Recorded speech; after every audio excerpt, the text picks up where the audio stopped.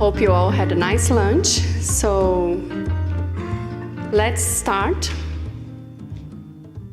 I would like to invite to the stage the chair of panel 2, Mr. Khoo, Teng, Chye, Executive Director of the Center for Liveable Cities.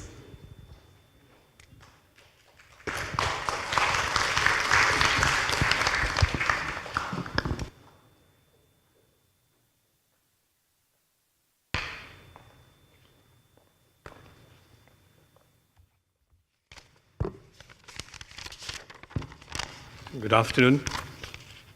Thank you for coming back after lunch.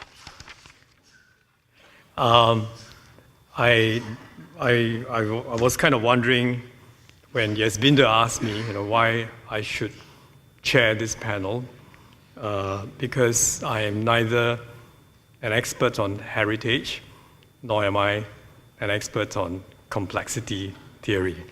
But I think I decided to kind of take it up in the end because I've been associated a little bit with heritage conservation in Singapore during my stint as the Chief Executive of the Urban Redevelopment Authority, and also as a Center for Liveable Cities, which I'm in charge of. I think we take a particular interest in the urban heritage or the urban development heritage of Singapore. As Bertil said this morning, we want to kind of look at the past to deal with the uncertainties of the future. So at the center, we are quite interested in digging up, talking to people, interviewing people, working closely with the National Heritage Board with oral history to kind of learn the lessons of what Singapore has done in respect of urban development. In other words, we are doing what Professor Helga said earlier. We are also trying, in our own way, to curate the past in as far as urban development goes. I think the word heritage, I think, is a very broad concept, and I guess it's not static. So when we speak of heritage, I think we are not just talking about the past, but we are continually evolving culturally, building new buildings or inventing new art, scientific creations. We are actually creating a heritage for the future. So the best of what a society or civilization has created, as well as its natural assets, constitutes its heritage. So the approach to decide on what constitutes heritage, and then deciding how to preserve or pass on the heritage through archival records or books or other buildings or other documents, or publicly displayed in museums, or actual preservation of actual sites or buildings, and the conservation of historic areas are choices which have to be made based on each society's values. So it cannot be about preserving everything, since it's not practically possible, or freezing history, but how we strike a balance between new developments and keeping the old to retain cultural and natural identity. So for Singapore, being an island nation and a city-state that has to make good use of whatever little land that we have in a balanced way for housing, for transport, for industry, for greenery, for social facilities, the choices to be made are particularly difficult.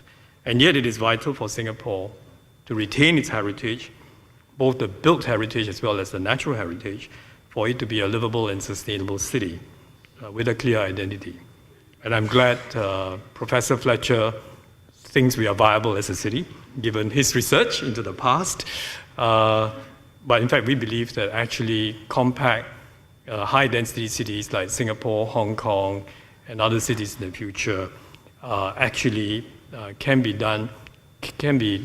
developed in a very sustainable way. So the effort, I think, for us has been challenging, difficult, but it has been institutionalized probably beginning from about the mid-80s onwards, and I was glad to be kind of in a way part of the effort to put in legislation and put in the kind of frameworks for historic conservation especially. And now it's been institutionalized in the National institution under the kind of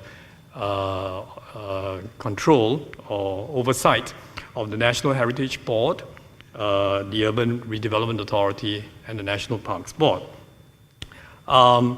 We have, under the Preservation of Monuments Act, in Singapore we make a distinction between monuments which are kind of to be preserved in its entirety, and historic conservation areas where we kind of try to preserve the character of the buildings and area, but let new users evolve. We have today, I think, preserved about 64 monuments, and there are about 7,000 buildings that are designated, that are being gazetted for conservation in several historic conservation areas like Chinatown, Little India, Kampong Glam, and Geylang. And in terms of nature, I think we have 4 nature reserves that have been gazetted under the purview of the National Parks Board. And one of the most important sites here is our botanic gardens. And for those of you who are visiting Singapore for the first time, I hope you'll find the opportunity to visit the botanic gardens, because I think that has been put on the tentative list since December 2012 for a UNESCO World Heritage. So I think it is great that NTU has taken on this challenge of really trying to create heritage science through bringing together 2 sets of experts from complexity science and heritage experts, because I think that is something that will be of particular relevance, of particular interest also to Singapore. And in Singapore, in some ways, can be a kind of a good laboratory for carrying out some of your research and projects. So I'm very glad that in our panel, which is about the emerging challenges in heritage science, we have 3 renowned international experts who will share with us their expertise. Our first speaker is Lisa Ackerman, who is the Executive Vice President and Chief Operating Officer of the World Monuments Fund. Unfortunately, Lisa is unable to join us today, but presenting on her behalf, and he's not from the World Monuments Fund, he was careful to tell me, but he's somebody who I think you all know, Professor Michael Walsh, who is the Associate Chair of the School of Art Design and Media in NTU. But he has been working very closely with the World Monuments Fund, so I think he has some knowledge of the subject that she was going to present. So can I invite Professor Walsh?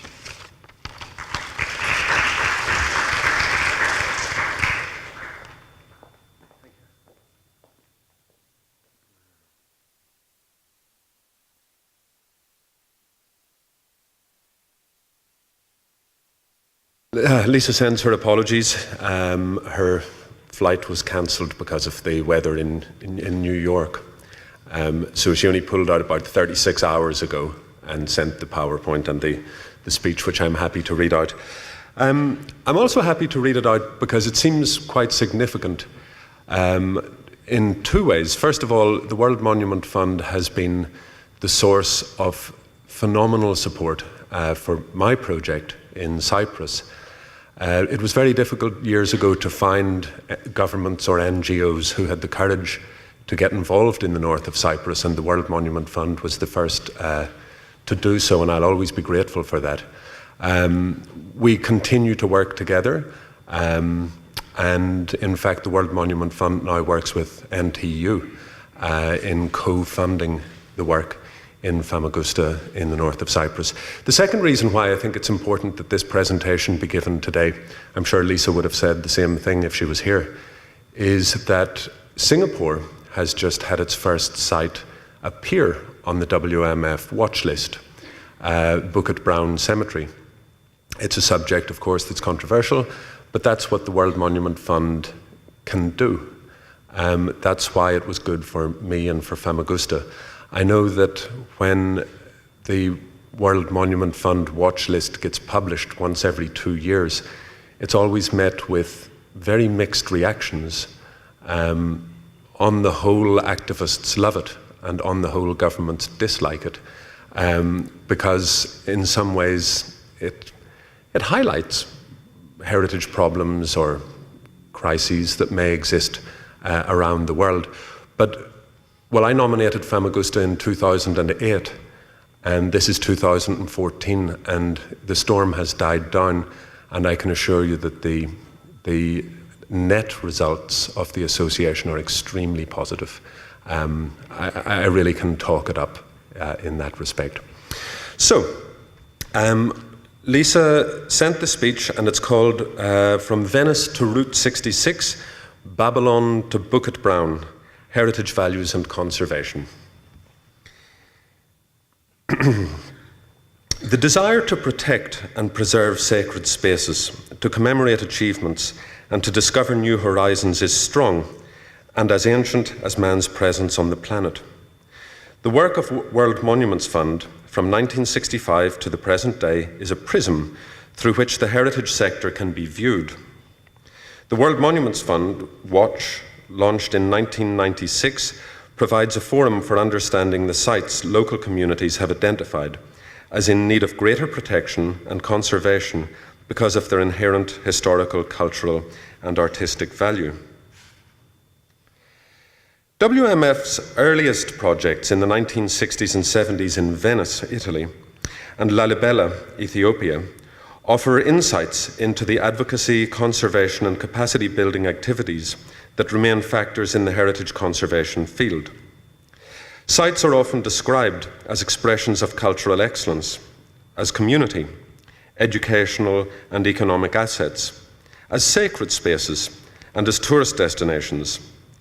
These can be viewed as mutually exclusive purposes, but sites frequently wear all of those labels. Often, trying to define site significance and usage reveals much more about the evolution of special places, why they have endured, and why they are valued today. Heritage sites are complex, not only in the sense of craftsmanship, but in terms of who uses them, enjoys them, or in some cases who views them, not only as impediments to progress. Before WMF's 10th anniversary, projects were completed in Italy, Ethiopia, and Easter Island.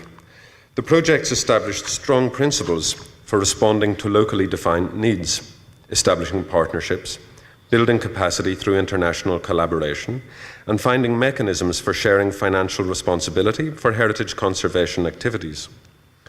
Perhaps the most galvanizing moment for the organization was November 1966, when severe, persistent rain in Italy caused catastrophic flooding in Florence and Venice. WMF, then known as International Fund for Monuments, was run by a retired US Army colonel living in the Veneto. Proximity, knowledge, and a sincere desire to help led to a major fundraising campaign to assist with the recovery from the after effects of the floods on the cultural heritage of the city. Indeed, over the next several decades, WMF completed more than 30 conservation projects in Venice. Rather than go through each, suffice it to say that as with the restoration of the interior of San Giovanni Evangelista in 1978, all exemplify the beauty, craftsmanship, and glory of the Venetian Renaissance. WMF was not alone. The Venice floods caused an outpouring of concern and financial support that was an extraordinary example of international philanthropy, which gave rise to the formation of dozens of groups in several countries concerned about Venice's future. Many of these groups continue to work tirelessly for Venice today. WMF was part of two important initiatives in this era that warrant mention. Recognizing that conservation alone would not address all needs, WMF, the Samuel H. Kress Foundation, UNESCO, and the Italian authorities collaborated to bring the Misericordia laboratory into existence in this post-flood period. This was an important step, as the lab is today a centre for scientific research and scholarly publication. There was a clear realization that providing Venice with something more than completed conservation projects was necessary for true progress. The other important project that came from this sustained engagement in Venice was the restoration of the Scala Canton in the Jewish ghetto. Hang on, have I skipped too far ahead? Okay, so there's the before picture, and here's the after picture. There was not necessarily a concept of international Jewish heritage travel on the minds of the board of the WMF, but that this project became an important feature of WMF's work spoke to the broad and nimble thinking that allowed this project to be seen as equal in importance to the buildings filled with the works of Tintorito, Titian, and Giorgione. More importantly, they recognized the history of the Jewish ghetto as a significant part of the Venetian experience for residents as well as visitors. The preservation field is often criticized for being too focused on great monuments and great architects. But both the creation of the Misericordia Lab and the inclusion of the Scala Canton in WMF's early work in Venice demonstrate that a wide net was being cast, and the field was not perhaps as one-dimensional as it is portrayed. One could argue that it was hardly necessary to place the Gulf Coast and New Orleans on the World Monument Fund watch in 2006 to call attention to the devastation brought to this historic city in the wake of Hurricane Katrina. It is worth contrasting the media coverage and philanthropic response 40 years later. In 2005, the damage caused by Hurricane Katrina was almost incalculable. Almost immediately, I was struck by how much the news coverage on the impact focused on the impact on the lives of people residing in New Orleans. There was a profound and probing coverage of the decisions to demolish residential properties in the lower 9th Ward and Holy Cross neighbourhood. In Venice and Florence in 1966, the discussions were all focused on the highest expression of the artistic legacies of those cities. Almost no coverage talked about the impact on people's homes. The New Orleans media coverage highlighted the potential permanent loss of historic neighbourhoods. These stories were not motivated by a love of architecture, but recognition that people's lives were tied to the streetscape, historic connections, and to the community, and defining forms of architecture that were associated with the city. There was a clear connection made between the vernacular structures of these neighbourhoods and what would be lost if people, their homes, their churches, and the buildings of everyday life were simply taken away. WMF's initial project in New Orleans after Katrina proved assistance with rapid assessments and the rehabilitation of a church in the Holy Cross neighbourhood that quickly became a community command centre, offering all manner of help to homeowners and residents of historic properties. In the 1960s and 1970s, WMF took on a major initiative in Liveable, Ethiopia. The project was led by a small group of conservation experts from Italy who worked with Ethiopians to document the site conditions and address major conservation needs of this extraordinary ensemble of 11 medieval churches carved directly into the rugged volcanic rock. The conservation work was noted in the dossier for the nomination of the site to the World Heritage List, to which Liveable was inscribed in 1978. Almost more important than the conservation work from the point of view of describing heritage activities as a complex science are the words written by James Gray in 1967 in a publication called Liveable Phase 1, Adventures in Restoration. He wrote eloquently about the International Fund for Monuments philosophy and noted that Liveable represented a shared heritage that required a shared response for stewardship. He raised funds in the United States, but he also engaged Ethiopian Airlines, recognizing that this was a major tourism asset for the country. He went to the US Embassy and the Ethiopian government to negotiate for funding to assist with the project. And he engaged a member of the royal family in Ethiopia to be identified as a patron of the Liveable Conservation Programme. This all seems obvious today, but it was revolutionary in 1967, especially for a one-person organisation that had only been founded 2 years earlier. The project concluded in the mid-1970s, and WMF had no activity at Liveable until the mid-2000s. WMF at UNESCO's invitation, engaged once again at the site in response to a decision by the European Commission to provide funding to the Ethiopian government restricted for building protective shelters over the churches of Liveable. As the shelters were being erected, WMF, UNESCO, and others argued that the shelters were not the correct version. As the shelters were being erected, WMF, UNESCO, and others argued that the shelters were not the correct conservation response and negatively affected the experience of Liveable. A striking feature of Liveable is the way the 12th century rock-hewn churches emerge from the landscape. They remain one of the most holy sites in Ethiopia. They are indeed a tourist destination, but are equally a part of the fabric of the community and a vital feature of the cultural landscape. WMF, UNESCO, and the Ethiopian Cultural Heritage Agency have worked together for nearly a decade to understand the geotechnical issues and develop more sustainable solutions to the conservation problems. The shelters assume water damage to the buildings. The damage to the buildings comes from above. On the contrary, the churches are built into live rock, not constructed from quarried stone. Thus, over the centuries, as the volcanic material has continued to evolve, fissures have developed in the rock. The result of the movement and changes to the physical properties of the rock means that in some places fissures have opened, undermining the structural integrity of some of the churches, and in other cases allowing groundwater to pool in the fissures and eventually be drawn up into the buildings through capillary action.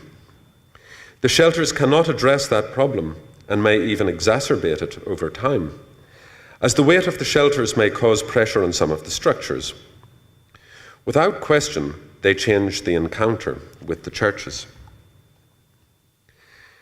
WMF and UNESCO's work has kept more shelters from being installed, but they exist on half the churches now. In addition to the scientific investigations and conservation plan development, WMF has been working with Ethiopian university students, church maintenance staff, and local authorities to train a workforce that can be fully engaged in current documentation and conservation programme and carry it forward in future years. WMF has worked at 600 sites in nearly 100 countries since 1965. Every project tells a story, and early in my tenure at WMF, I realised that the technical conservation challenges were often the easiest to address. Not to suggest that they are simple, only that physical intervention can sometimes be easier to accomplish. Truly understanding the site, what it represents, and who are the stakeholders is a complex process and makes clear that the needs of the site go well beyond knowing its history. WMF's work at Babylon is an example of the conservation intervention being one component of a complex set of issues to be addressed. WMF placed all of Iraq on the World Monuments Watch at the time of the US-led invasion and subsequent occupation of the country. Donnie George, then head of the Iraq State Board of Antiquities and Heritage, was able to convince the US and Iraqi governments that Babylon needed a site management plan. WMF was awarded funds in 2007 from the US government to assist the Iraq State Board of Antiquities and Heritage with this task. The concept was to create a document that would summarise the history and archaeology of the site, the conservation needs, future research opportunities, and tourism management planning. As it was not possible to enter Iraq at the time, in 2007 and 2008, WMF, in collaboration with UNESCO and the Ghetto Conservation Institute, conducted a series of training programs for SBAH personnel in Jordan and gathered archival information on Babylon. In 2009, WMF was able to begin regular travel to Iraq and conducted on-site condition surveys, site clearance, and development conservation plans for key structures on the site. There were numerous surprises in 2009 and 2010 as work progressed. The first was that there were not good maps with well-defined site boundaries available. Much of 2010 was devoted to creating good base maps and carefully documenting conditions throughout the site, and not just as the processional way and the primary temples. The conservation challenges were significant, and water damage to the ancient earthen architectural structures was identifiable throughout the site. Lack of maintenance had become a severe problem, because throughout the military occupation of the site, no regular maintenance was carried out, and once the site was released to the SBAH, there simply was not enough personnel available to tackle all the needs. WMF's collaboration with the SBAH had produced very positive results, and the site management plan is now nearing completion. While it would require a separate lecture to discuss all the work that has been undertaken, it is worth noting today that the site management plan discovery process produced invaluable information on a host of issues that were never apparent at the beginning of the project, when our thoughts were about the archaeological significance of Babylon. After only a few months, it became apparent that the excavated area is one small part of the Babylon story. People have lived along this stretch of the Euphrates for thousands of years and continue to reside and work there today. It is a fertile agricultural zone, as it has been for millennia. Thus, Lion of Babylon, the Code of Hammurabi, Ishtar Temple, and Alexander's time at Babylon were tiny pieces of a much more dramatic continuing story about who has lived there in the past, who lives there today. And the challenge was not conserving the ruins, but how to make the site relevant to people today. Some visitors may wish to see the archaeological remains. Some may wish to take a walk along the river. Others may want to see Saddam Hussein's palace. Others may come for the annual Babylon festival. And some are on a religious pilgrimage to the shrine of the Imam Ali's son, located near the excavated areas. Our goal became to be as inclusive as possible, so that it's clear Babylon is a vibrant place today that can be visited multiple times for a variety of reasons. Perhaps most astonishingly was the realization that a famous site like Babylon, in a country proud of its heritage, could be vulnerable to forces well beyond the control of the National Heritage Agency. The recent insertion of a third oil pipeline that traverses ancient Babylon is disturbing. There is no question of the economic value of the pipeline. We will never know if it disturbed important unexcavated areas. Given the reverence in which Babylon is held by most Iraqis, it is more than an intellectual loss that the pipeline couldn't have been routed slightly differently to avoid being laid within the boundaries of the archaeological zone. This brings me to some final comments on the World Monuments Fund Watch, Route 66, Venice, and Bukit Brown. The 2014 watch list contains 67 sites in 41 countries and territories. They are a vast array of places, from the famous to the little known. They range from ancient archaeological sites in Iraq and Jordan to a 20th century house and studio built by George Nakashima in the United States. What such a collection of sites have in common is that they are all great cultural symbols, whether it be an ancient culture's engineering skills or a Japanese-American artist combining traditional Japanese woodworking techniques with the aesthetic values of the modern era. Today, these 67 sites have invoked a passion in someone who believes the best protection for the site can be achieved if the knowledge of the site's significance can be broadcast to a wider international audience.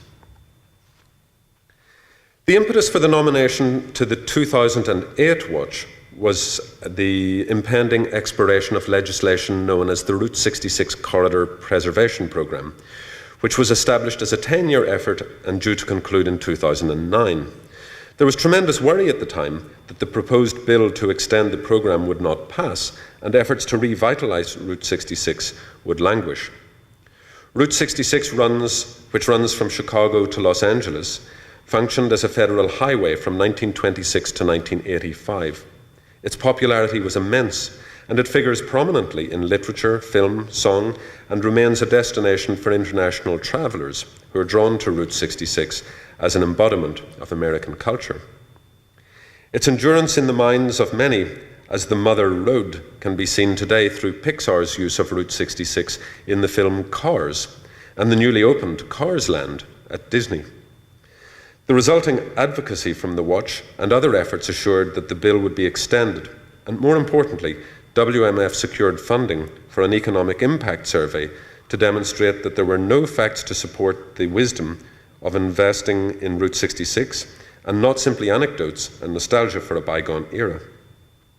The survey took several years to complete, but the results were impressive. More than 85% of Route 66 travellers visit historic places and museums. Tourists spend $38 million a year in the communities along Route 66. Main Street revitalisation heritage programmes and museums add $94 million in annual investments. The resulting national impact is an annual gain of 2,400 jobs, $90 million in income, $262 million in overall output, $127 million in GDP, and $37 million in tax revenues. When we think of Venice, we often think of serene views of the Grand Canal and the romance of wandering across the bridges connecting the many islands of the city. What few people understand is how dramatically tourism in Venice has changed in the last 30 years. Travellers have been arriving by boat to Venice for centuries and by train for more than a century. Tourism has been an important component of the city's economy since the Renaissance. Yet who looks happy in this picture? During peak cruise tourism periods in Venice, as many as 20,000 passengers a day arrive. No one wishes to demonize tourists, nor cruise ships. Venice is on the 2014 watch, not to suggest people shouldn't arrive on a cruise ship in Venice, but there needs to be a new management plan for incorporating such mass tourism in a fragile city that truly cannot absorb this level of tourism and survive. The solution will not be easy to find, and there are many players in the game, from the Venetian Port Authority to the Ministry of Culture, and any number of trade unions, consortia, and travel-related companies who have strong positions and all need to believe that they will not lose standing or revenue from any changes that may be implemented in the coming years to improve cruise tourism management in Venice. And yet, the pictures tell a vivid story of the frightening proportions of the cruise ships relative to the city they are visiting.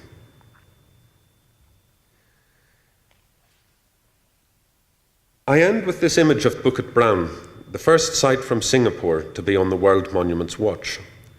The site was little known by many of those reviewing the dossiers for the 2014 watch, and yet the history and significance of the site resonated immediately with everybody. It is emblematic of why the watch programme was created. It's a chance to discover an extraordinary place, to reveal more fully to the public an important historical period, and to have a call to action to offer better protection to a place that once it is gone, could indeed be gone forever. That's it.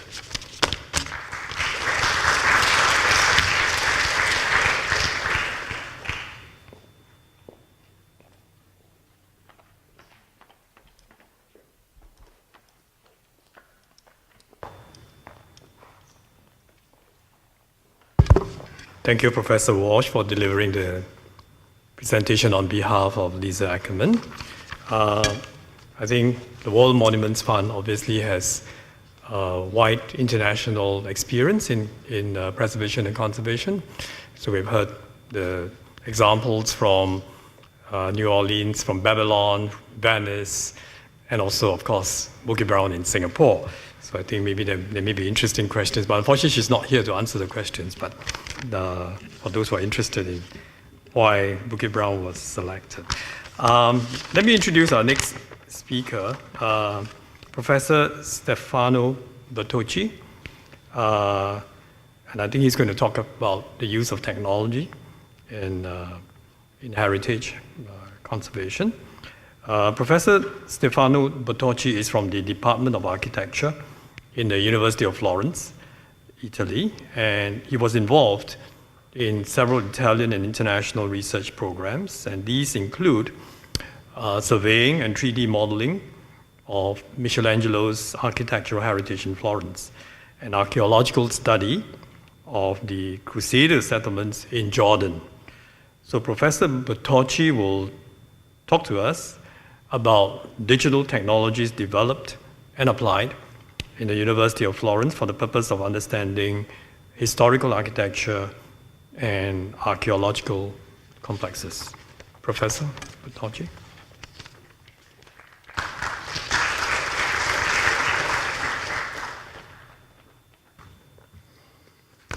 It's a great honor for me the participation in this international conference. Focuses on the combined use of heritage and complexity science, with this contribution about digital integrated knowledge of built and archaeological heritage for conservation and development. The scientific results completed in many years of experiences in built and archaeological heritage, and especially in numerous UNESCO World Heritage Sites, as director of the Laboratory of Digital Survey founded in the Department of Architecture of the University of Florence, of my university, allowed to experience the most advanced technologies in the field of survey for digital documentation of architecture and archaeological heritage. The various studios that we will see in my presentation conducted in various countries, especially in UNESCO sites, in Europe and so on, and in Asia and America, were carried out the perspective of a cultural international cooperation in collaboration with government authorities and local administration, as well as universities and important cultural institutions. Through the synthesis of this work and studies, a singular overview can be offered to the research of this field. Experiences materially built during the research survey in heritage sites that required in-depth analysis and, above all, the research of specific tools and knowledge process and the elaboration of results gathered in relation to the particular context. The experiences of our laboratory made in the scientific area have allowed the Department of Operational Methods for researchers, useful for the correct understanding of both the architectures and the historical and archaeological complexes. The working methodology is based on digital 3D technologies with the combined use of surveying instruments of last generation, both in the field of active sensors, laser scanner, time of flight, laser scanner phase change, triangulation, total station, etc. And in the field of passive sensors, classical photogrammetrical and photo-based modeling, so-called structure from motion. In the first case, we can see the result of this processing. These clouds of points that we can see refound in grayscale or false color. We cannot adjust the color of the visible field. In the second case, we can use pictures with the true colors. Now we are looking at one of our projects about Michelangelo's, called Michelangelo's box. It is a virtual trip in the architecture of Michelangelo's in Florence, especially in the complex of St. Lawrence. This is the bibliothèque, and this is an interesting complex because start with the Cathedral of St. Lawrence, built from Brunelleschi, and then in the intervention of Michelangelo about the Chapel of Medicis and the bibliothèque, the library that we have seen now. It's a bit complex because Michelangelo draws also the furniture. We will see also some pieces of the furniture, and we have the 3D modeling of and the rendering of the panels of the pieces of furniture.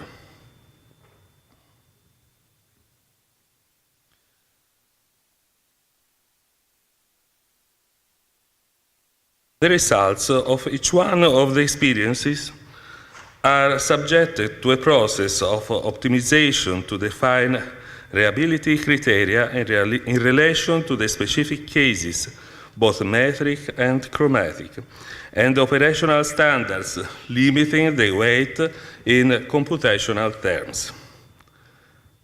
Furthermore, it also aims at taking into consideration the cultural and environmental context of the contemporary history, giving essential advice for a critical reading and a proper evaluation about the conservation actions for this important heritage. These are the panels of the furniture drawings. Each one is different by each one. Drawings by Michelangelo and realized by himself.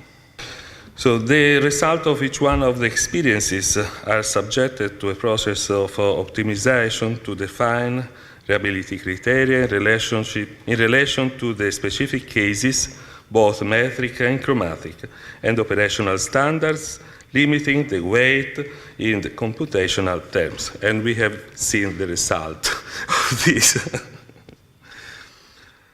Furthermore, it is also aims at taking into consideration the cultural and environmental context of the contemporary history, giving essential advices for a critical reading and a proper evaluation about the conservation actions for this important heritage. The theme of the knowledge of heritage is of primary importance within the legislative framework relating to the World Heritage Site protected by UNESCO. Through the various researchers, we took an initial census of more proper methodologies for the documentation of the sites architecturally and historically of interest. In this context, and for the development of the research, this method, as well as becoming a point of reference for scholars, they could also be the purpose of the discussion with themes concerning conservation and possible restoration or reuse of many sites in line with the requirement by UNESCO management plans. In order to highlight the importance of a proper management of the heritage, the World Heritage Committee adopted the Budapest Declaration to support the preservation of World Heritage through some fundamental strategic objectives, trying to ensure a fair balance among conservation, sustainability, and development. In this way, the world cultural heritage can be protected through appropriate activities contributing to the socio-economic development and the life quality in our communities. Moreover, through communication program of action and education, research development, and awareness strategy, finally looking for an active involvement by local authorities for the protection and management of the world cultural heritage. The practical application of the various methods of detection and research to the knowledge of architecture, it's aimed to determine the contribution that different assessments, tools of the imaging of architecture are able to offer in the process of knowledge. The laboratory of University of Florence is aimed to the production of the relevant documentation for teachers, researchers, technicians, and students in design, both for agreement with other research institutions, government, and private companies. So we can see here some works about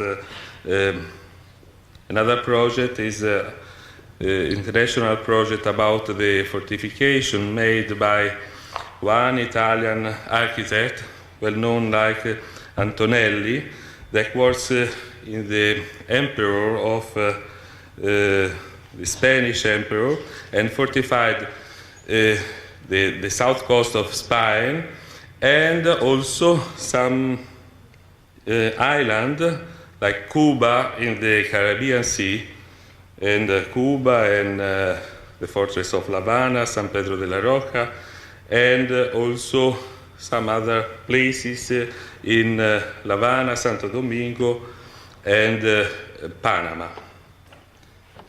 Here we have some rendering of these with some videos about this project.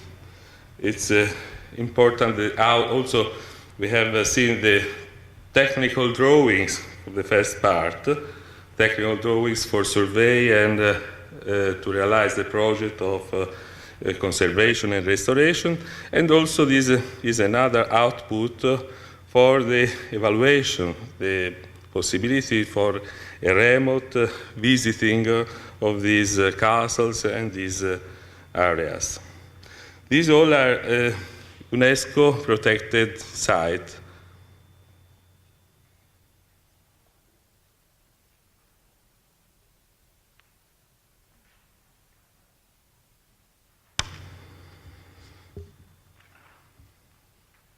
In any research study supports the practical and theoretical knowledge, allowing to modulate a different system to work, elaborating methodological path specific to the case at hand, and determining specific control system on the process of managing the quality as well the quality content. This is another project about the catacombs, the earlier Christian tombs in Malta. Malta is an island in Mediterranean Sea. And here we can see how the methodologies about 3D laser scanning and according with the methodologies of photogrammetric. Here we can see the structure of the model and the mapping of the surfaces with the pictures.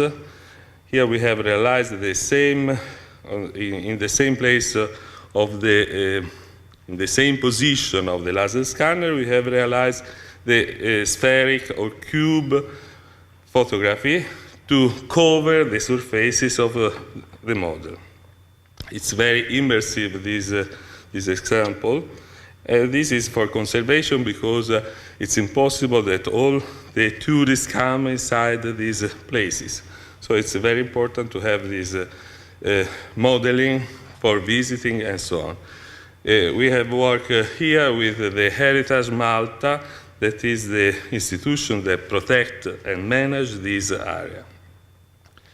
Adding, we have the technical project, the technical drawings of each one of the elements using that they use for conservation and managing all the sites. Here we have another experience conducted in the north of Russia. We have also a protected site by UNESCO. It's the monument, a wooden monument of the Chye Island in the north of Karelia. It's a wooden open-air historical place. And we have here the big the complex of 3 churches that are under conservation. And they have some problems because it's all the wood elements belong to the 17th centuries and 18th centuries and are in the snow, in the water, and so on. These are the process how to manage these clouds of point, to extract section, to extract plans, to extract drawings, and to how to map everything with pictures to have the true colors of each one of the elements. Here we have a section, and also it's important for understanding the structure of these elements because they are changing some elements, so it changes also the structure, the static system of the structure.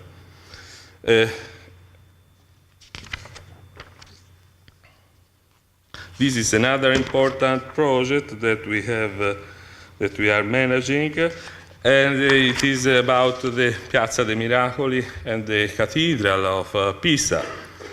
It's also World UNESCO site, protected site.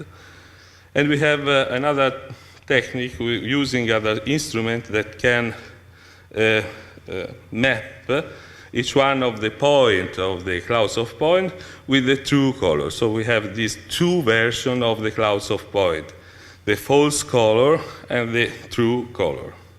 Also, this project is regarding the conservation of the marble surfaces of the monument of the square, with everything rich of details and so on, and also some elements inside of the cathedral, like this pulpito belonging to Andrea Pisano. Here we have another experience about the not only 3D laser scanning survey. This is what I speak about before, the technical shape from motion, using simple pictures with the photo camera. And we have a program for elaborating these, to process these images, and we can reach an important result about the, especially in this case, the 3D modeling of this beautiful ceramic statue or relief from the Renaissance.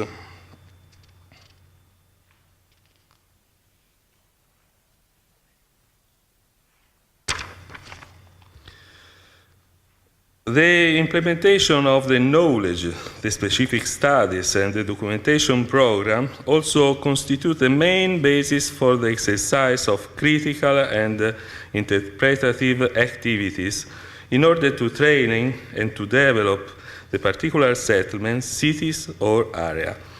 Besides, they are also useful for the expectation of the necessary specific planning for the conservation and the improvement that are aimed at promoting the conscious development of human activities in that places. The training and dissemination of methods summarized in this communication may rely on many years of teaching experiences and workshop and seminars held both nationally and internationally groups. Through a network of contacts with universities and research centers in Europe and beyond, have been addressed many issues concerning the criteria and the methods for digitization and cataloging of assets. In particular, as you can see here, UNESCO protected site.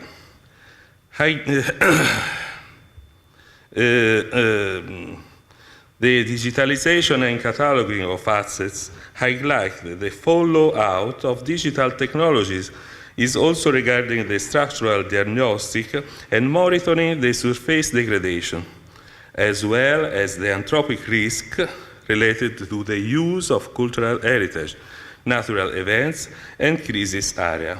Here, for example, is maybe it's a risk area in Iran, and we have this. We have had this survey by pictures and modeling pictures last year in a trip in Iran. This is another important example. We have had this work in Israel. This is Masada Fortress, the last fortress of the Hebrew during the Roman conquer. So they have, we have here some aspects of our work that starts from the 3D laser scanning and then proceed with the documentation of the complexity of the area. Around this castle we have 8 Roman settlements that was the basis for the siege of the castles. We have, in this case, the relief or the survey only of the part of that is called the Herod Palace. and you have some experiences of shape from motion about pictures, and also reverse modeling and the possibility to have some details of these elements printed by the 3D printing.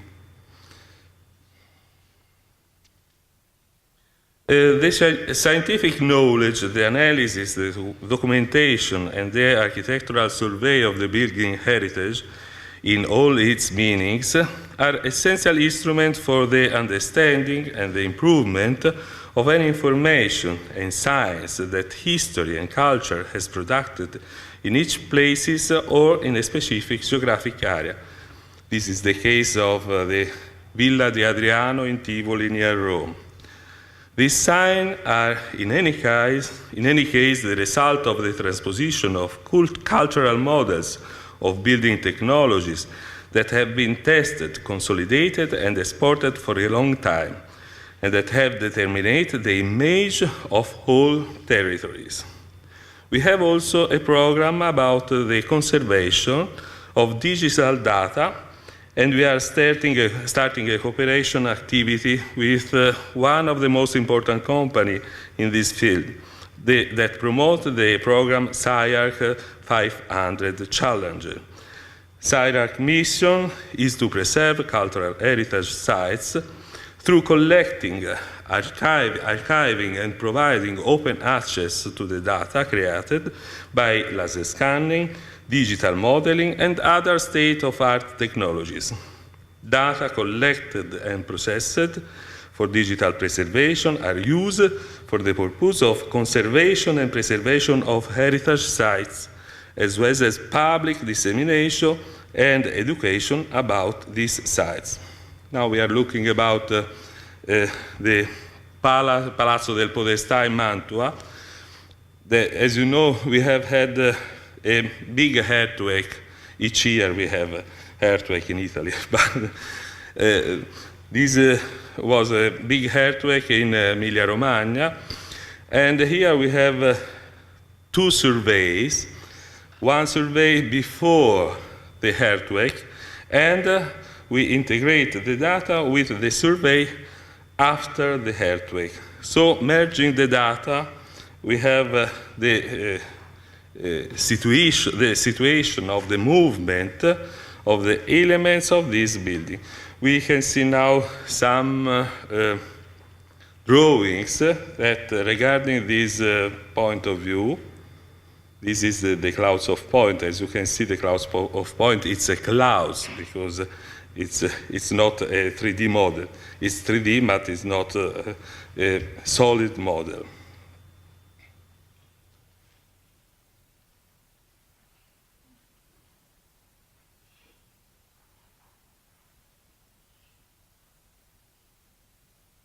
These are the pictures that are useful to give the colors to the clouds of point, and these are the drawings that shows this merging of the two clouds of point, and with a system of colors we can analyze the movement that we have had in the surfaces of the palace and in the tower.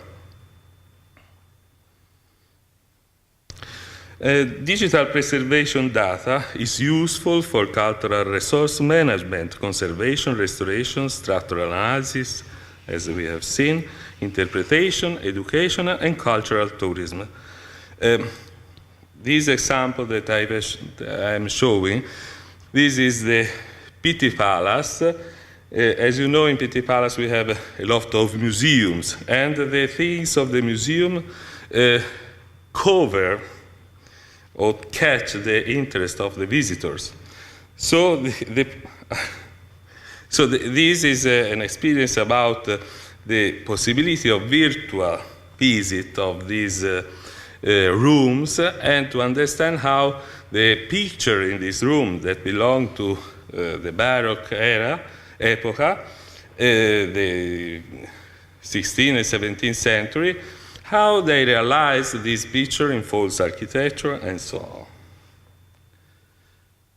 I want to show at least an experience about our cathedral, the Cathedral of Florence. The monuments have three phases. We speak about the facade of the monument, and we have had the survey of the actual state of the monument, but we have also the reconstruction of the original. This is the facade of the 12th century. This is the facade of 18th century, because in 18th century they demolished the medieval facade and rebuilt this in false architecture. And in the 19th century, when Florence became the capital of Italy, they rebuilt a new facade. For ending, we have this experience in 3D modeling of a whole town belonging to the medieval time and Renaissance time. And we have created here a system of 3D modeling for the virtual navigation and the virtual visiting of the place. And you can add some information in the modeling for tourism, and also we can have some information about accommodation, restaurant, and so on. And you can also have some information about a digital platform that we can see at the end. Era prima. A digital platform that you can use also in your mobile. Thank you, and sorry for the technologies that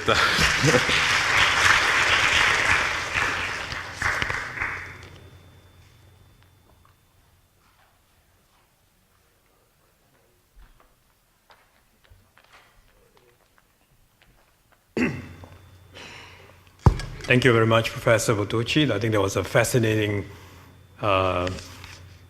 video of what 3D digital technology can do in terms of heritage technique for looking at heritage, studying heritage, as well as for public education and managing it as a resource.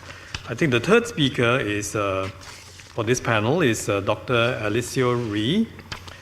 He's a program specialist for heritage management and World Heritage Studies at UNESCO.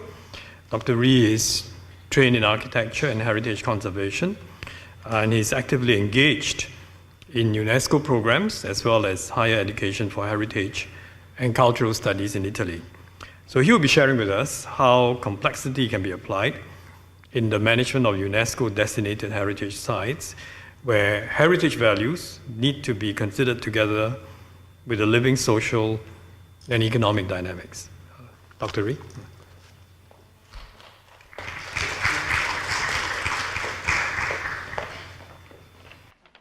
Ladies, gentlemen, good afternoon.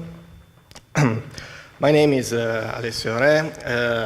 I come from Italy, from Torino exactly, where I work for the International Category 2 Center of UNESCO on Economics of Culture and World Heritage Studies, and for SiTI, which is a research institute funded by the Politecnico di Torino, which is one of the two universities working in Torino. I choose to start from here because, as many of you this morning have already highlighted, I try to understand and to think about the significance, the meaning of the today topic. And first of all, my thought is that probably we need an adequate interpretative effort to address this topic and all the issues that we are discussing. So I decided to present my works, or the works in which I've been involved too, not pretending, of course, to be a best practice, but to present experiences, direct field work experiences, where it appears clear to me, from my point of view, as a researcher in cultural management and management planning, that all the situations are characterized by complexity factors like instability, uncertainty, evolving process, dynamics. So this is a case that I used to present when I would like to show an ideal situation. Let's say a perfect case or something close to an ideal or perfect case. Here we are in South Italy, in Capri. This is the Blue Cave, Grotta Azzurra. Of course, it is a natural place. It is a natural place, but it has a strong historical and symbolic meaning because it was supposed to be a swimming pool for the Roman emperors. And from a heritage manager point of view, is, as I was saying, a perfect site. It is a gift of nature, so zero cost to be created. And you can visit it, of course. You have to hire a small boat with a guide. You are accompanied inside to take a visit. You pay 13 euros, if I'm not wrong.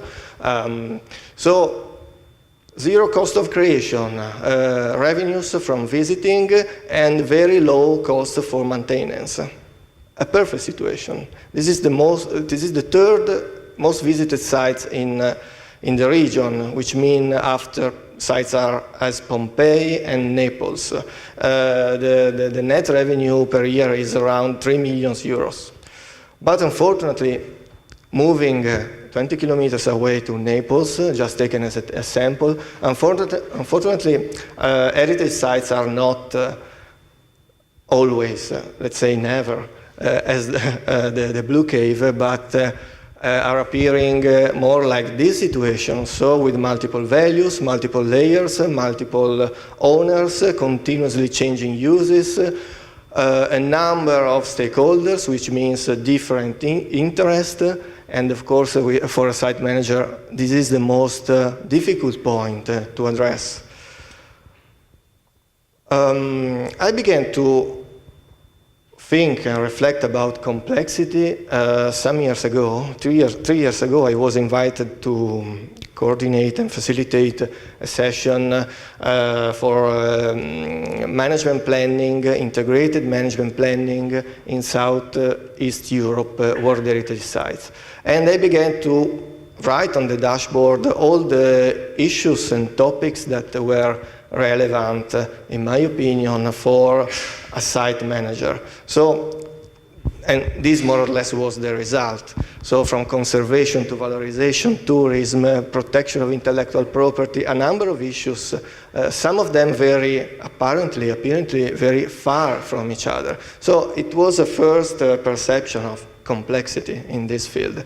But I think that there is a complementary term to understand, to approach complexity in this field, which is another word that is always used and always and very often abused in current time, which is sustainability.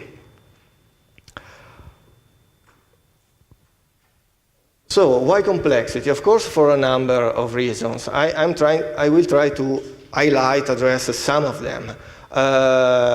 And of course, I'm making reference to the World Heritage System, which in itself is a complex system. If you look at the map and if you look at the numbers, almost 1,000 sites inscribed into the World Heritage List give a measure of the complexity of this system.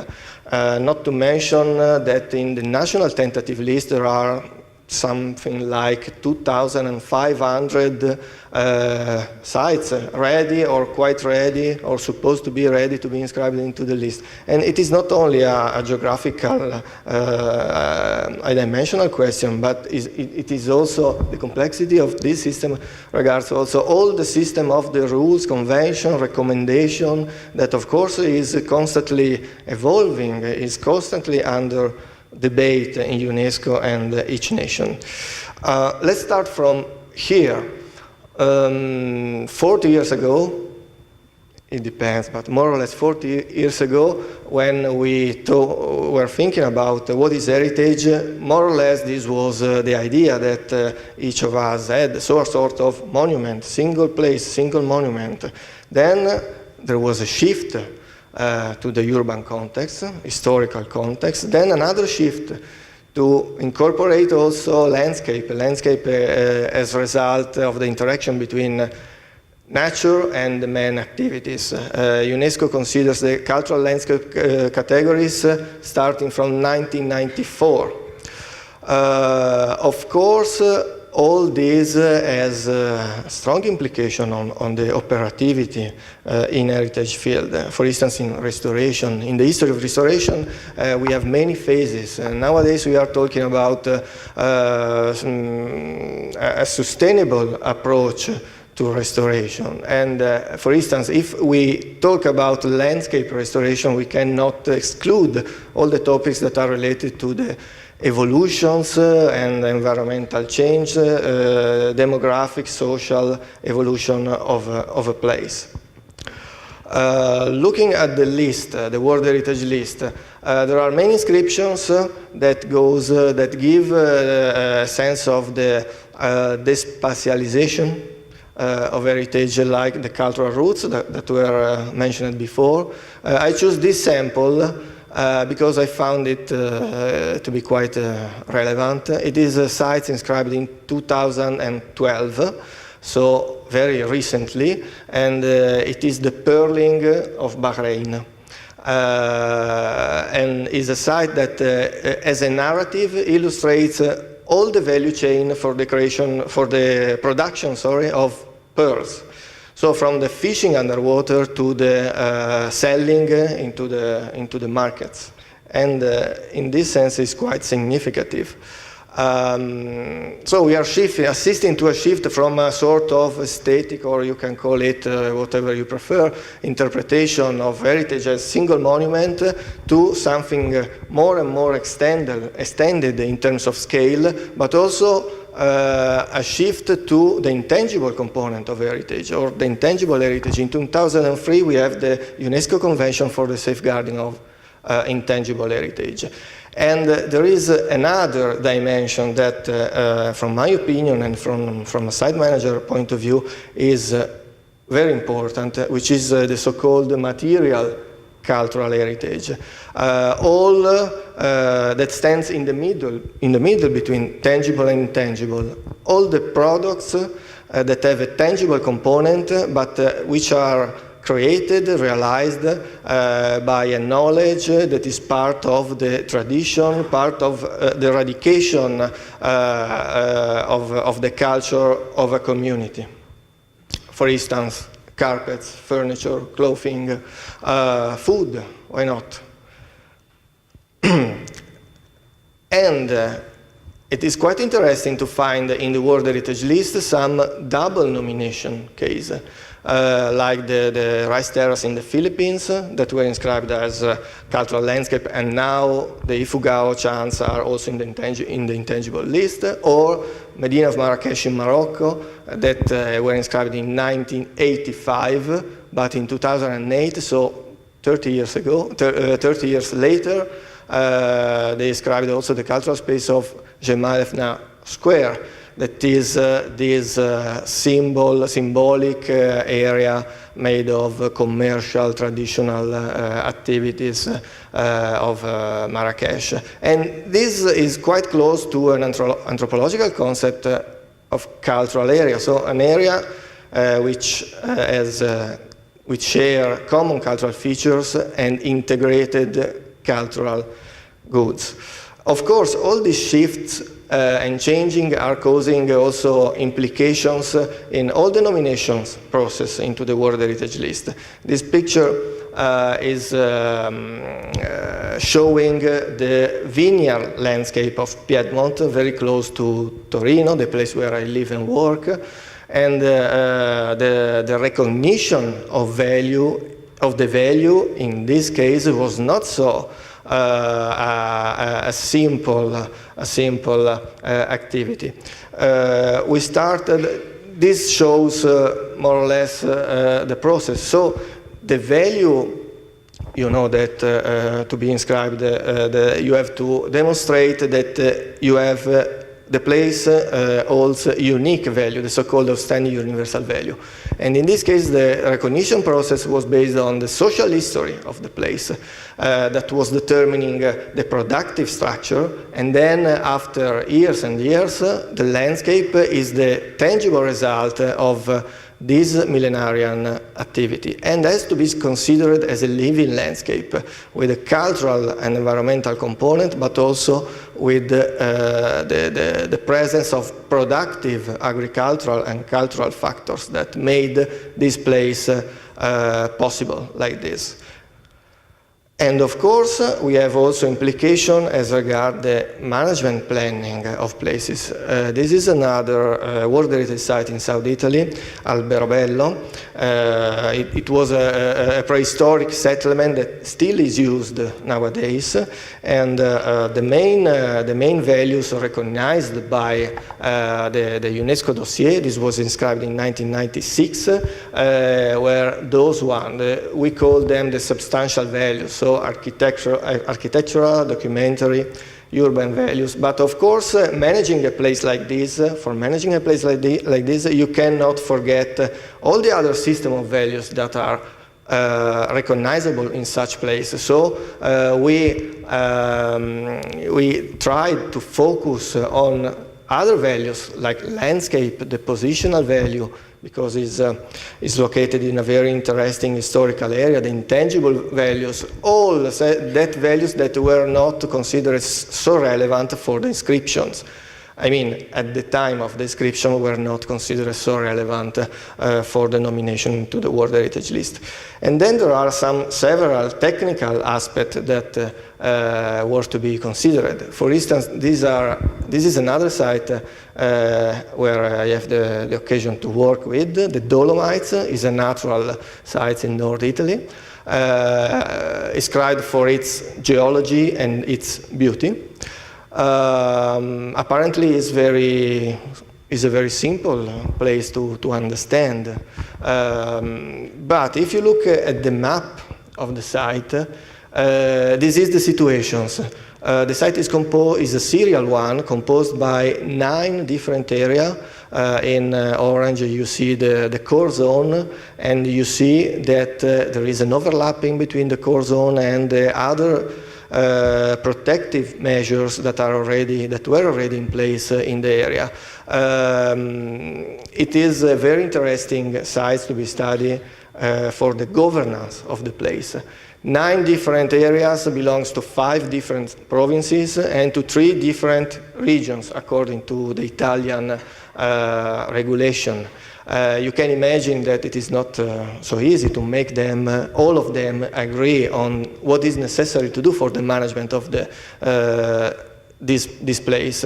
And the key word in this case that has been used for the preparation of the management system is networking. So they are structuring all the strategic choices based on networking. And it is very interesting, this place, for another point, that they had the recognition in 2009. Now they are really building an economy based on the recognition of being a UNESCO site. Of course, the UNESCO is not enough to build an economy. Of course, it's a rich territory with high competencies, but it's quite peculiar. At least in Italy, I don't know other situations that are so effective as them. This is another place in South Italy, the Sassi of Matera, which is a quite famous place. We are approaching this a new management plan of the sites based on the recommendation of historic urban landscape. We are trying, it is an open process, the work is in its starting phase, but I mention this because we are trying to put in place something that could be very interesting, especially in the mechanism for supporting the planning decisions, and with a tool that is called multi-criteria spatial decision support system. Basically, it's a sort of matrix of multi-criteria, so different scenarios of development, and we overlap the result of this matrix to the map of the territory. Of course, it's a technical process, but could be, it has a strong potentiality. It depends on how it will be used, of course, by the local decision maker. And technical complexity also in situations like this. Here we are in Lamu, Kenya. In these days, I was invited to take part to a meeting that they are doing today there. And it is a World Heritage Site. It is part also of the World Monument Watch this year. And the problem here is quite huge. I don't know if you heard about this project. It's a mega project of building a port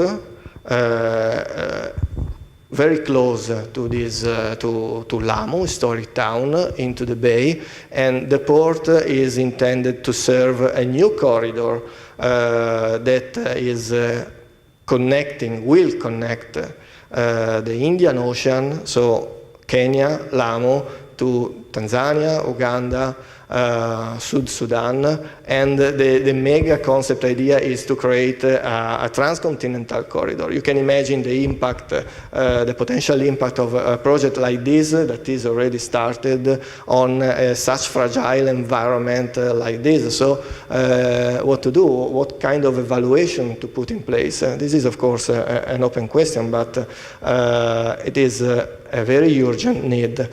And then there are other potential very difficult situations, like this other place where I'm working on is we are in the Balkans area, where for the management of this site again a serial site, the real question is how to make people, local stakeholders, sit at the same table. Because this morning someone was talking about ideology and barriers. Here the question is very sensitive, very relevant. So of course you have no choice in the sense that you cannot think to set up a management system or a management, whatever it is, a plan, or without the involvement of the local stakeholders, of the local community. So the real challenge in this case is what kind of tool, if it exists, to put in place. Okay, summarizing, we saw that we are assisting to a shift of the same concept of definition of heritage, shifting the recognition and meaning of value. For instance, the concept of boundaries in some cases appears to be not so proper, like in landscape case or in cultural roots. Moving from static to dynamic views, cultural roots are completely introducing this dynamic concept.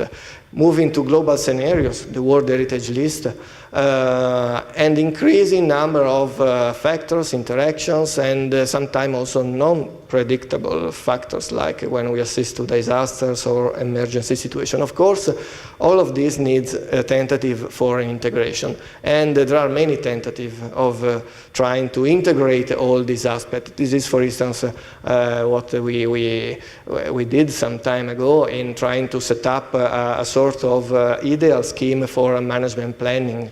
So from the comprehension stage to the knowledge, consultation, definition of goals, operational stage, monitoring and evaluation. But my feeling is, of course, you can find other models like this, and many countries are trying to develop its own model for management planning in World Heritage or simple, ordinary, let's say, heritage places. But my feeling is that each of these tentative of creating models appears to be quite inadequate in the real context. And one of the most frequent gaps is about the feasibility of projects. programs like this. Management plan must be capable of being implemented. In Italy, we have 49 sites. Let's say that nowadays 40 of them have a management plan, but 1 or 2 have an effectively working management plan. So this introduced the sustainability question. Of course, there could be many different answers to this question. What does it mean, sustainability in heritage management? And of course, I don't have an answer. But for me, from my point of view, one of the most important topics to understand is to try to, to understand the relations that are between culture and heritage as a product of culture and economy. Sometimes they are, not sometimes, very often they are seen as conflictual terms. But I think that we should change this view. Again, the vineyard of Piedmont, or could be the rice terrace in the Philippines, the rice terrace in Bali that we saw this morning. Of course, these are a result of years and years of human activity, and in this case, the farmers were cultivating wine not to create a World Heritage Site, but to create an economy, to survive. So now we look at this place, we recognize some heritage values, but of course this is, as many other sites that we can find in the list, these are a result of an economy. And even nowadays, we should understand the economic mechanisms that are in place in heritage sites. This is the 5 terrace in Italy, and terraces cultivated with wine. Nowadays, the economy is radically changing, but is affected from other economic phenomena like the touch-and-go mass tourism. And we should also understand, for a proper management, what is happening to a place like this. We did a real estate analysis on this place, and the real estate analysis shows very roughly that if you own a small house in one of the 5 villages composing the 5 terraces, you can rent it. You can rent for yourself a house in La Spezia, which is the most closer city to the place, and you can live earning something like 1,800 euro per month without working. So it is very clear that this is could be something good for you if you are the owner of the house, but of course it's something that is very dangerous for the maintenance of the place. And in fact, nowadays we have many problems in the maintenance of this territory. This was 25 October 2011 in the early morning in the 5 terrace. And in the late morning, the situation was like this, after flooding, after landslides. So it was a disaster and caused this terrible situation, even caused by the lack of maintenance of the terraces that we saw before. Okay, I'm not losing time on this. That is an instrument that we are trying to develop to prevent the damages. So economic side is something that I think is very important to be aware of. And we should also, maybe we should go beyond the concept of the meaning of cultural value and think about the cultural capital. So heritage is also an economic resource. As an economic resource, it could create income, empowerment, employment, and from adopting a sustainability point of view, it is a resource that could provide material well-being, so the tangible benefits of living in a place like this: non-material well-being, the quality of life, the intergenerational equity, so thinking, conserving the past, thinking to future generations, and the maintenance of diversity, which means possible economic values as yet unknown. Being an economic resource, heritage places should also be managed, having in mind some economic rules that could help in interpreting the behavior, for instance, the behavior of residents and visitors.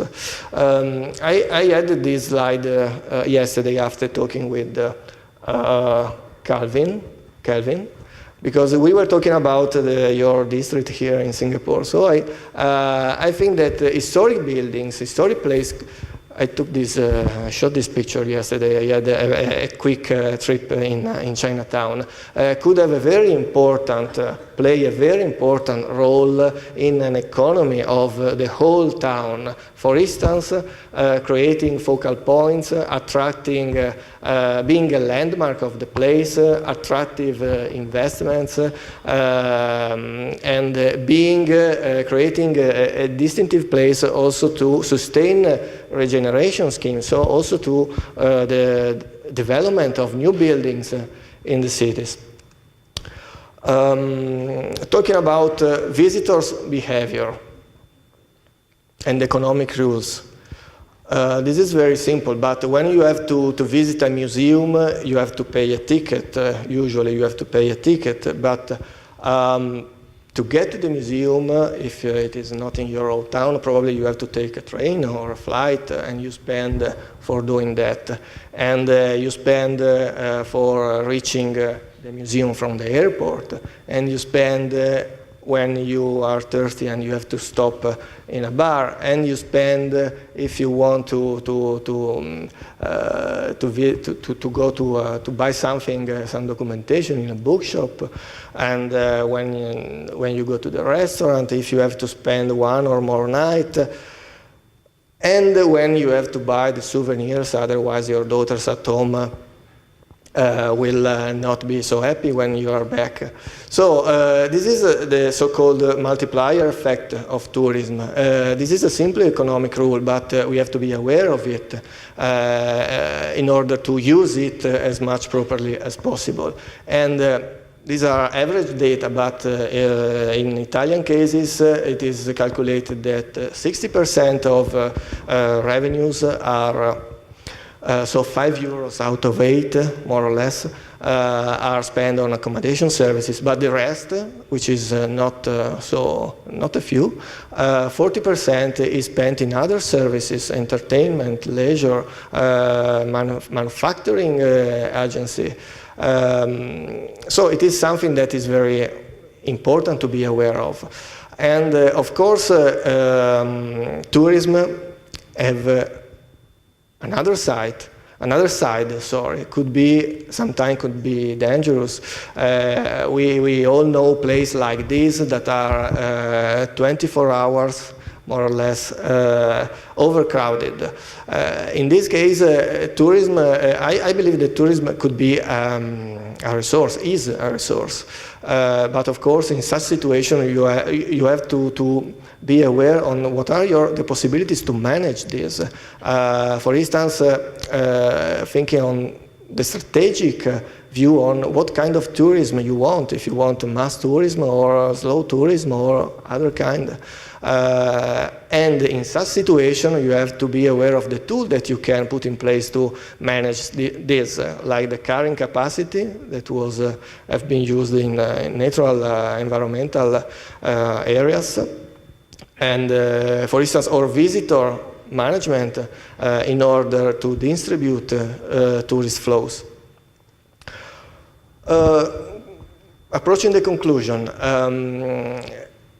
I don't know how to deal with complexity in this field, but from my experience, I found that the best cases are those ones where we can understand the management effectiveness and where there is an integration between conservation and production policies. We did a study on World Heritage Places in Italy and then in worldwide, trying to understand the management effectiveness of places. And I'm not going to tell you everything about these studies, but one of the results is that management works when there is a combination of three factors that are who is in charge, the definition of who is in charge for the management, the definition of the contents of management, so the activities, projects, programs, other kind of activities, and where there is a monitoring and evaluation system. Another point that I would like to briefly touch is this one. UNESCO is a brand, is a flag. Everyone would stay on the top. I'm taking an expression from Gabriel Garcia Marquez. But few realize that the joy is in climbing the mountain, meaning that probably nowadays the most important results of a nomination could be captured during the nomination. Nomination nowadays last years. The vineyards, these in Piedmont will be inscribed this year, hopefully, but after 10 years of works. So the best results are if you can make the mechanism work during such a long process. And in this case, we reached some interesting, relevant point, like some landscape restoration, the update of 72 different municipality urban plan, an increasing number of participation events for the population. So in this case, UNESCO had worked well.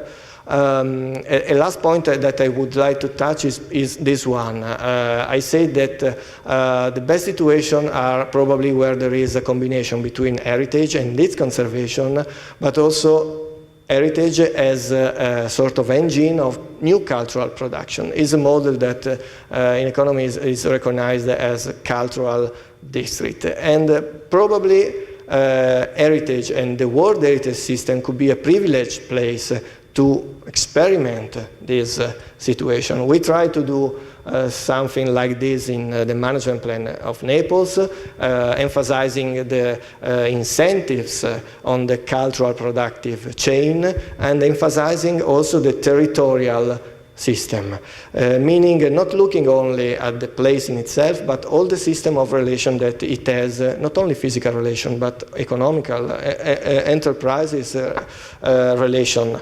And we can look, of course, in Europe, but everywhere there are territories that have a great concentration of heritage places. The Gulf of Naples, or this is a case we studied in the north of Portugal. We have 4 World Heritage Sites in a very small area. And we can look at them as clusters, agglomeration, concentrations, nodes, and having an approach like this could help a lot in defining policies for the management. For instance, in coordination cost for the management, or in maximizing the tourism profit, like in visitor management, and in valorizing the creative industries. And these are some of the, on the right of the slide, these are some of the aspects that could be interested by the setting up of a sort of collective mark. Let's say a sort of UNESCO region, which is a sort of frontier concept that we are trying to investigate. And we are trying to investigate in other places, here again in south of Italy, another concentration of 4 World Heritage Sites, and we are trying to develop step by step this logic. For instance, developing an integrated management plan between 2 sites, Alberobello and Matera, which is a kind of experiment that, for what I know, is still original, is still unique, let's say. And concluding, I showed you what I know, I mean, from my experience and the case studies where I'm working on. But trying to summing up, I believe that there is an evidence of how complexity could be related to heritage management.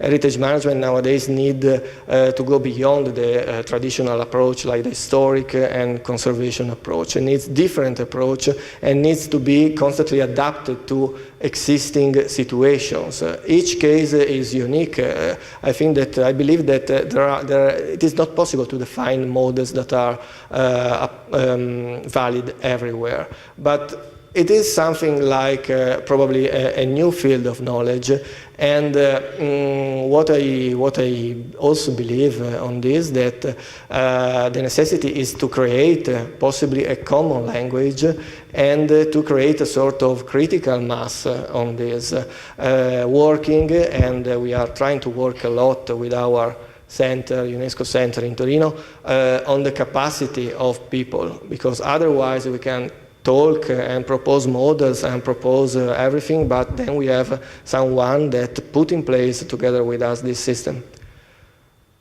Okay, I finished more or less in time. Thank you.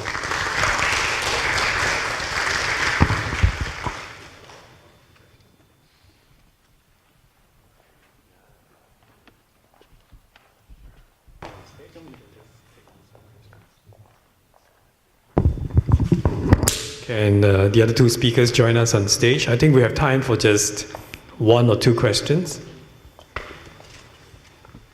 I think this afternoon has shown what complex subject heritage is, and I think we have to thank Dr. Ree, because I think he tries very hard to bring the two subjects together with his experience at UNESCO in a very, I think, comprehensive sort of way.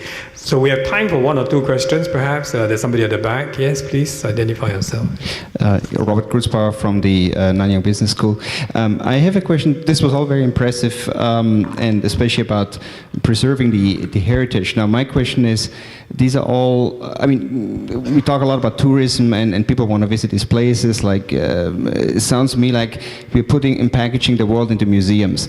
What can we do in order to prevent that these will be livable places where people, young people, families also want to live? So these are city centers. How are you dealing with situations where new architecture will have to be built in these places, or well, people are getting older, so you need to build elevators into these buildings. All these things that, how do we move on instead of just like storing the past in cities around the world? I don't know whether my question was clear. Okay, who would you like to answer the question? Whoever likes. Whoever? Maybe the last speaker, like, Dr. Ray. Yes. Okay, if I get your question, I completely agree on the fact that heritage places like cities, in particular historical cities with a number of values, should be livable cities, and we cannot approach them as it was done in different situations in the past as with a totally conservation approach to make them as museums. So of course they should maintain their livability, even because from a conservator point of view, I was talking about economic issues, but I'm a conservator, I'm an architect, I'm a conservator. The most effective way to protect a place, the most effective policy is to make a continued use of the place. I was talking with an Italian famous archaeologist that worked a lot in Pompeii, which is one of the most famous and big archaeological site in the world. And he was provoking, of course, but he was saying that the only way to protect such a complex place like Pompeii probably would be to reuse it, no? To live it.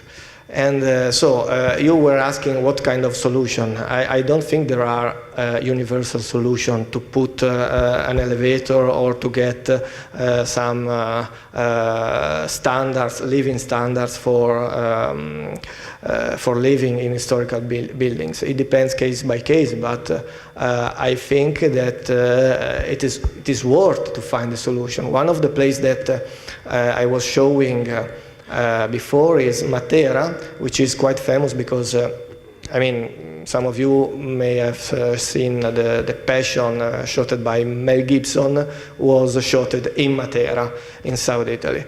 And those fabrics are very difficult to reach because you cannot reach them by car. No, all the village is made up of stairs, and there is a problem. The problem there is how to facilitate in some way the livability of the place in order not to lose all the population, in order to attract a new population. But I don't have a general answer on this.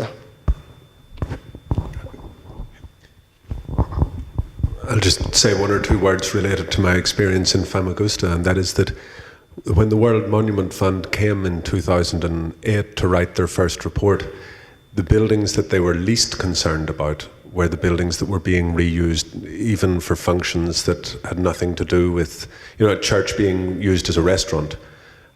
Structurally, it's still a good thing for the building.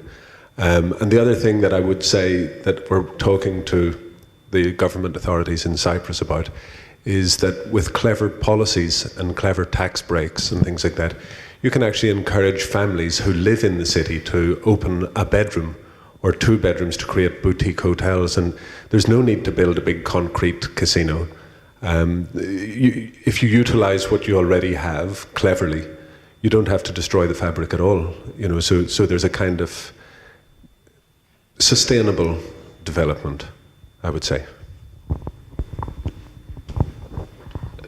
Tourism is not my job, but I think that it will be important to not increase, but to have some particular policy related to each one of the territory.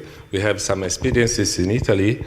We have too much visitors in one part of the town and nobody in another one.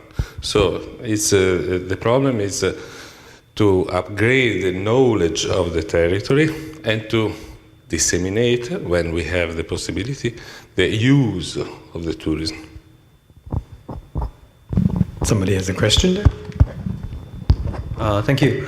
Ian Chong from NUS. So my question is for Michael and Alex. You've both talked about basically making choices with conservation. I'm quite curious as to your views on who might be able to participate and have voice and have agency in those conservation choices, not just in terms of what should get conserved, but how to proceed with conservation choices, bearing in mind that societies, communities, values change over time, and these changing values often bring along with them contestation, different narratives. So how do we account for these kinds of things as we go forward and think about conservation? I mean, for instance, if we talked about Bukit Brown earlier, right? Bukit Brown, initially when the plan was laid out, there was no grounds for doing an environmental impact assessment, for instance. I think part of the reason why it was done was in response to on-the-ground calls. Botanic Gardens in Singapore, as by way of illustration, that captures one narrative. It's the sort of colonial business state narrative, but Bukit Brown, in contrast, it's very much community, the immigrant community in particular. But that is, I think, the state is pays a lot less attention to the latter. And finally, I think when we talk about organizations like the WMF getting involved, after the Bukit Brown first got watch listed, one of the responses by a number of politicians and civil servants here was that, well, what does an international organization have to do in a local context? It's got no role. It may not serve our national interest. So how do we accommodate these different elements? Okay. Well, the first part of the question, if I get it, was about how to involve people in conservation choice. I would say that okay, it probably is the most difficult part of a site manager or responsible for a place. I mean, from my personal experience, it is the most difficult point, always. I've been working in Naples, which is a very difficult context in Italy, and the most, I mean, we did many efforts to establish a program for meeting all the stakeholders and try to inform them and try to have feedback in order to shape a vision for the management plan.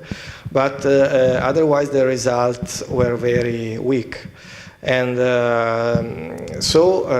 and all this caused the fact that this management plan is nowadays one of the less effective that we have in Italian World Heritage Site. I think that, again, is very difficult because different stakeholders, every heritage place have different stakeholders. Sometimes they have interests that are very far. No, conservators want to conserve everything. Developers want to do business activities or develop something new, and politicians want to maintain their position. Tourists, because tourists are stakeholders, sometimes we forget about it, but tourists want to make an experience in the site. So there is, again, there is not a receipt for this. You have, I mean, in my experience, every time when I'm asked to do this kind of job, I try to understand from the panel of stakeholders which are the main sensitive issues. And always, I mean, very often economic issues are the one that everything have on the top of their agenda. Sometimes they don't work. For instance, when in Serbia, I have to go in Serbia next month, and there are strong problems because there are two sides of the stakeholders. One, the Orthodox Church, the monks are the owner of the monasteries.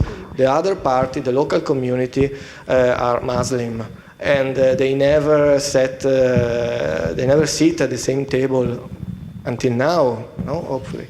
So in that case, economical arguments are quite unuseful, I suppose.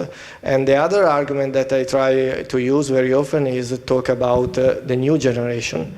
So the involvement of children. Schools could be an exceptional vehicle for making people dialogue and try to find common solutions to problems. I'm not talking only about conservation because I'm in difficulty to think only to conservation, because I see conservation as a process. I briefly mentioned the historic urban landscape approach by UNESCO. It means that heritage is a result of happening dynamics. So we don't have to look only to heritage as it is now, but to the dynamics that produced that heritage. I mean, that thing that we consider nowadays heritage, that are continuing producing something else. So I don't know if it is the right answer to what you were asking, but this is what I used to do in my experience. Thank you. It's a good question. It's a very important one as well. The work that we're doing in Cyprus is in the north of Cyprus, which is an unrecognized country. And as a result, you're out of reach of UNESCO and you're out of reach of any government organization. And so if you're going to invest time and energy in anything, you'll invest it in the children.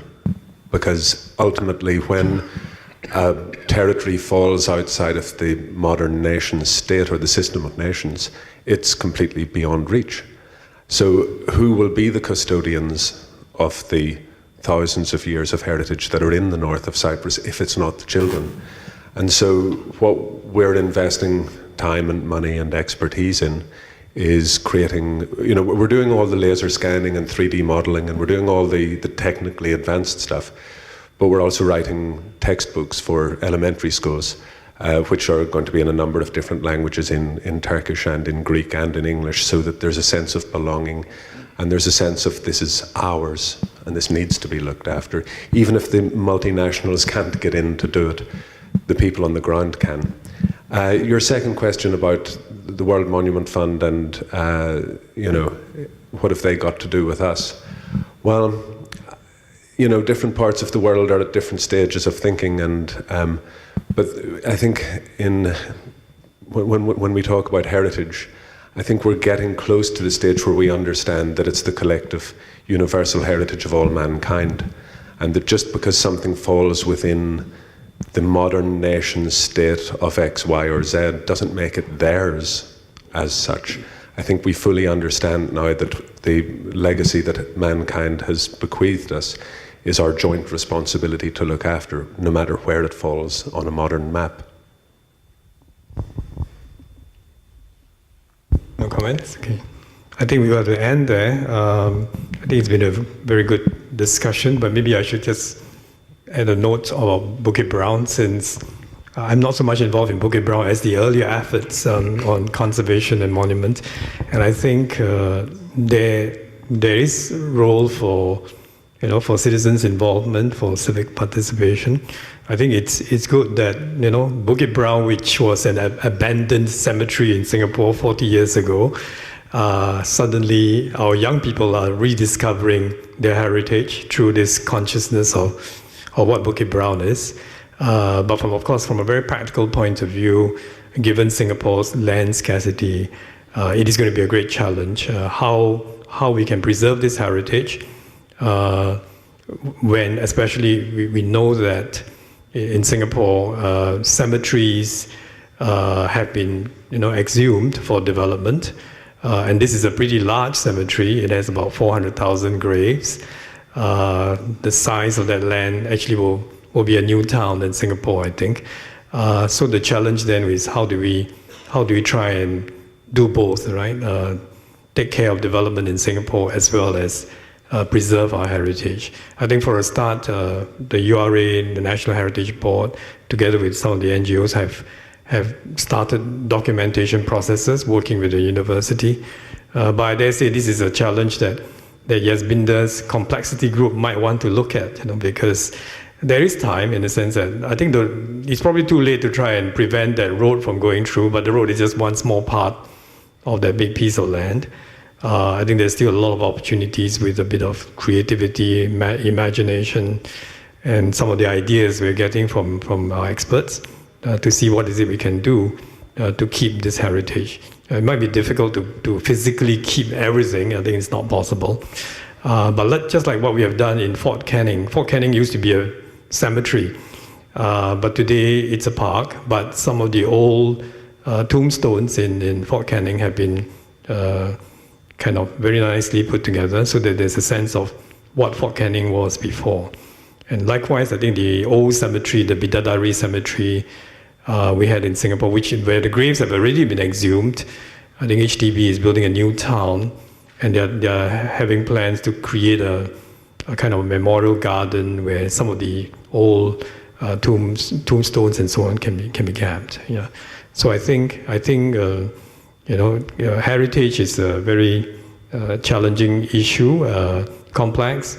But I think with the new tools that we are hearing from the experts, with the new management approaches, I think what can otherwise be a very complex issue, hopefully, with the experts, with the academics, and doing more research and giving us more ideas, you'll make it more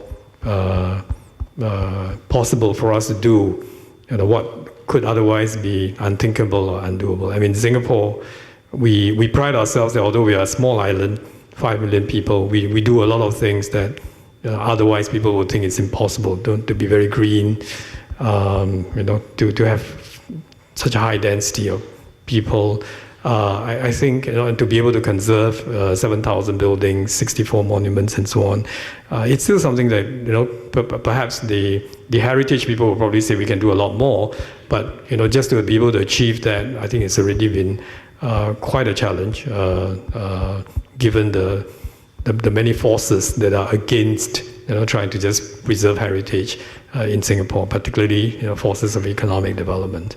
Okay, so with that, I think we probably overran a little bit of our time, but let's thank all our speakers for giving us wonderful presentations.